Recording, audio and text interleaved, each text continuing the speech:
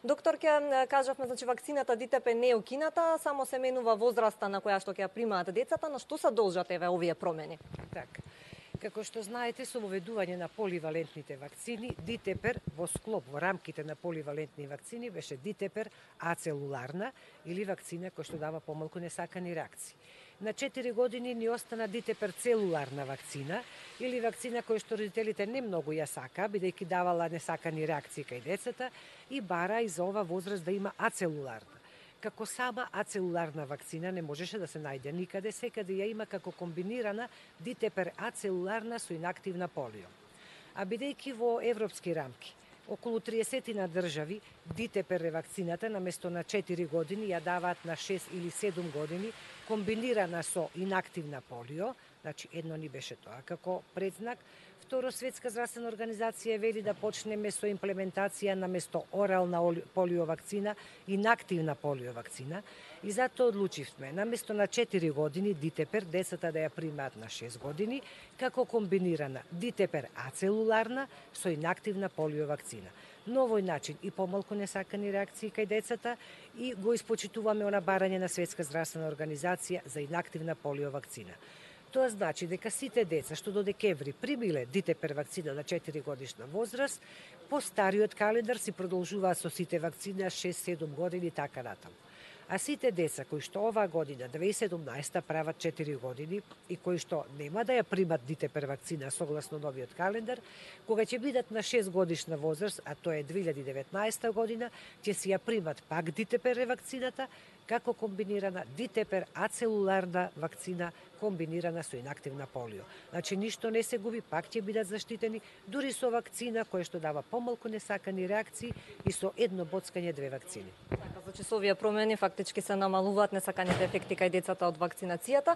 Сега во дело од медиумите се пишуваше дека дел од матичните педиатри не били известени, па настанало забуна и кај лекарите и кај родителите. Беа ли навремено известени матичните педиатри за овие измени во календарот за имунизација?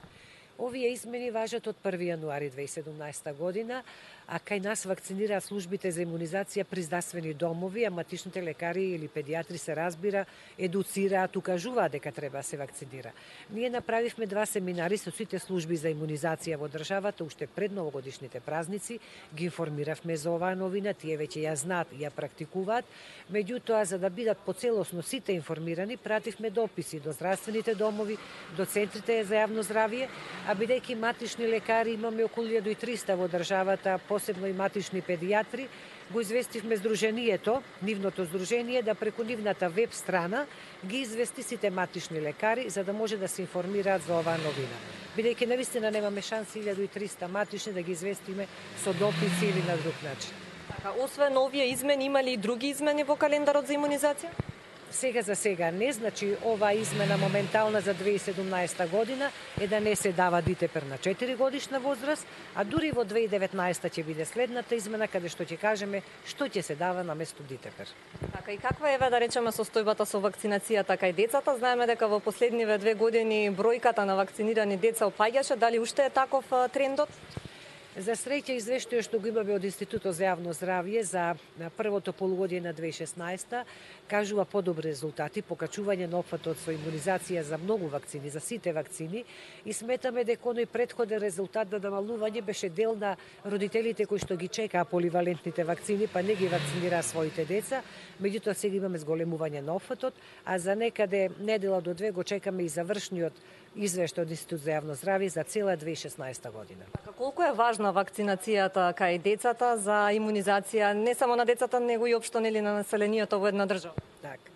Важна е многу, не само за искоренување на заболување, како што е искоренета вариола вера, како што е елиминирано полиото во многу земји, па и во Македонија велиме ослободени сме од полио, сме немале со години парализа, многу е важна и за намалување на бројот на заболени. Ако пред воведување на вакцинација во Република Македонија, да речеме 50-55 година и така натак, сме имале по 5000-6000 заболени од некој заболување, со 100 до 150 смртни случаи од тоа заболување. Сега се тие заболувања сведени само на минимални бројки, 2 или 3 заболени од паротит, 2 од морбили или од било кое друго заболување без смртни случаи. Значи, многу е битна и за искоренување на заболувања, ама и за елиминирање и намалување на заболувањата и смртност од овие заболувања. Јас секогаш велам, можеби младите родители забораиле како изгледа една дифтерија, забораиле, не ни виделе како изгледа една парализа. Навистина треба да се потсетат со посебни снимки од такви деца заболени од овие заболувања, да се види што значи една дифтерија, што значи една парализа, што значи еден тетанус и другите, и голема кашлица, колку ти е тешко влијаат кај децата и какви може консеквели тешки да дадат. Може би тогаш ќе се свестат, ќе кажат да, треба си го вакцинирам своето дете. Инаку станува некое ново помодарство, антивакцинални кампањи, не сака да си ги вакцинираат своите деца.